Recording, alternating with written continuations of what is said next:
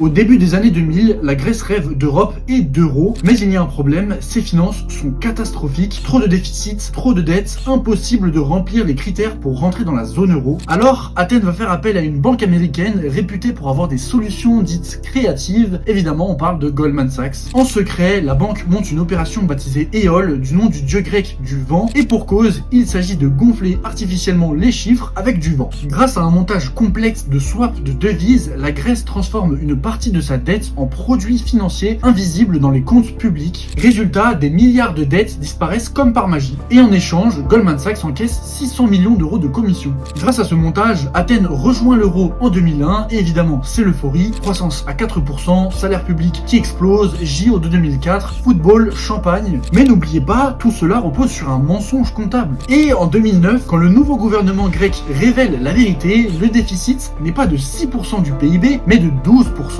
Alors que la dette dépasse de 110%, l'Europe découvre l'ampleur de la fraude. Mais accrochez-vous parce que le plus drôle est à venir. Le pire dans tout ça, c'est que Goldman Sachs, après avoir maquillé les comptes, parie ensuite sur l'effondrement de la Grèce. La banque va conseiller à ses clients d'acheter des CDS, donc des produits financiers qui rapportent de l'argent si la Grèce fait faillite. Autrement dit, Goldman Sachs a parié sur l'explosion d'une bombe qu'elle avait elle-même construite. Conséquence de l'histoire, un peuple ruiné, des plans d'austérité sans fin et une Europe en pleine crise financière.